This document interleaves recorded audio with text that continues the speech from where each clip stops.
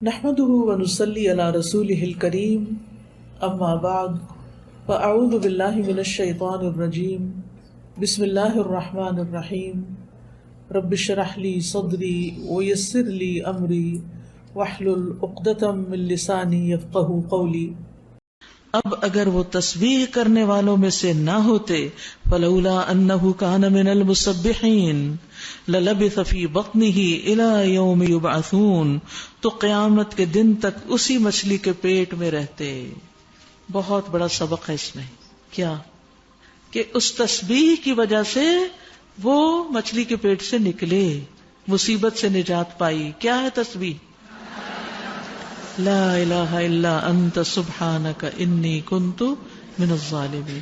ایک طرف اللہ کی پاکی بیان کی، دوسری طرف اپنی غلطی کا اعتراف کیا۔ تو اللہ سبحانہ و تعالیٰ نے ہمیں خبر دی ہے کہ وہ وہاں تسبیح کر رہے تھے، وہ نماز نہیں پڑھ رہے تھے وہاں، یا کچھ اور نہیں کر رہے تھے، تسبیح کر رہے تھے، کیونکہ مچھلی کے پیٹ میں اور کیا کر سکتے تھے، اور یہ تسبیح کرنا ہی ان کی نجات کا سبب بن گیا۔ یاد رکھیے، انسان کا نیک عمل اس کے کرنے والے کو اٹھا کھڑا کرتا ہے۔ خوشحالی میں کی ہوئی عبادت تکلیف میں کام آتی ہے۔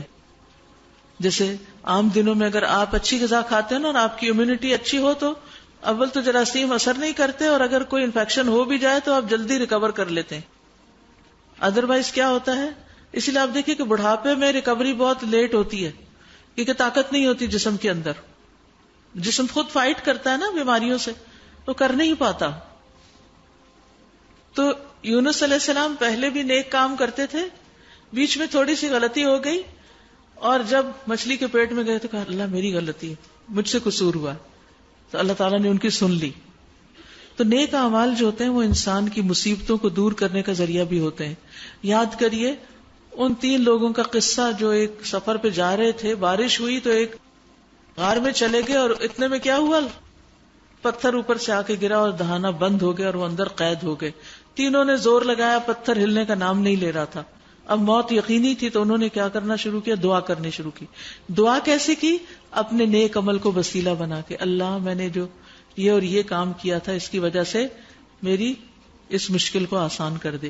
اسی لیے جب آپ چاہیں کہ آپ کی کوئی مشکل آسان ہو، ایک طرف تسبیحات، دوسری طرف صدقہ خیرات، اور ساتھ اس کی دعا۔ اور انہوں نے دعا کس طرح کی؟ حدیث میں آتا ہے اللہم ان کنت تعلم انی فعلت ذلک ابتغاء وجہک فافرج عنا۔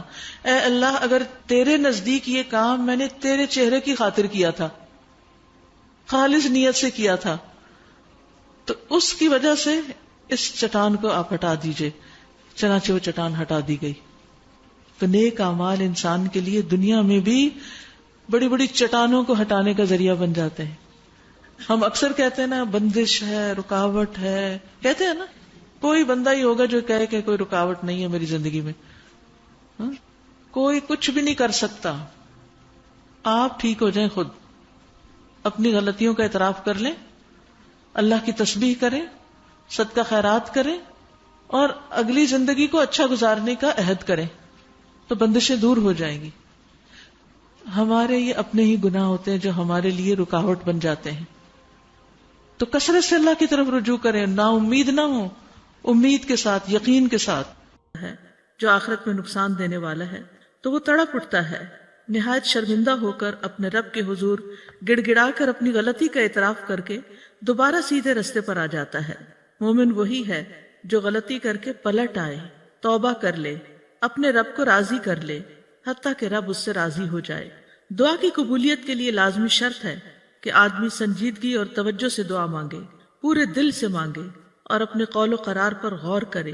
اور جب انسان کے دل اور زبان میں موافقت پیدا ہو جاتی ہے تو دعائیں قبول ہونے لگتی ہیں، مشکلات حل ہو جاتی ہیں، رنج و غم سے نجات مل جاتی ہے۔ وَظَنُّونِ إِذْ ذَهَبَ مُغَاضِبًا فَظَنَّ أَن لَّن نَّقْدِرَ عَلَيْهِ فَنَادَىٰ فِي الظُّلُمَاتِ أَن لَّا إِلَٰهَ إِلَّا أَنتَ لا الہ الا انت سبحانک انی کنت من الظالمین فاستجبنا له ونجیناہ من الغم وکذالک ننجی المؤمنین۔ یہ آیت جو آپ کے سامنے پڑھی گئی ہے، لا الہ الا انت سبحانک، اس آیت کو آیت کریمہ بھی کہا جاتا ہے۔ یہ قرآن مجید میں سورۃ الانبیاء کی آیت نمبر 87 ہے۔ اس میں یونس علیہ السلام کا واقعہ بیان کیا گیا ہے۔ یہ واقعہ اس جگہ کے علاوہ سورۃ صافات اور سورۃ قلم میں بھی بیان کیا گیا ہے۔ اللہ سبحانہ تعالیٰ نے نینوا والوں جو عراق کا علاقہ ہے اس میں تقریباً 8ویں صدی قبل مسیح یونس علیہ السلام کو بھیجا۔ آپ نے انہیں اللہ کے دین کی دعوت دی، مگر انہوں نے اسے قبول کرنے سے انکار کرتے ہوئے اپنے کفر پر اصرار کیا۔ یونس علیہ السلام اپنے لوگوں سے ناراض ہو کر چلے گئے اور وعدہ کر گئے کہ 3 دن بعد اللہ کا عذاب آ جائے گا۔ جب ان لوگوں کو یہ بات ثابت ہو گئی اور وہ سمجھ گئے کہ نبی جھوٹ نہیں بولا کرتے، تو وہ اپنے بچوں، چوپایوں، مویشیوں کو لے کر صحرا کی طرف نکل گئے۔ انہوں نے ماں اور ان کے بچوں کو الگ الگ کر دیا اور پھر اللہ عز و جل کے حضور آہوزاری کی۔ اونٹ اور ان کے بچے بلبلانے لگے، گائیں اور ان کے بچے ڈکرانے لگے، اور بھیڑ بکریاں اور ان کے بچے ممیانے لگے، تو اللہ نے ان سے عذاب کو دور کر دیا۔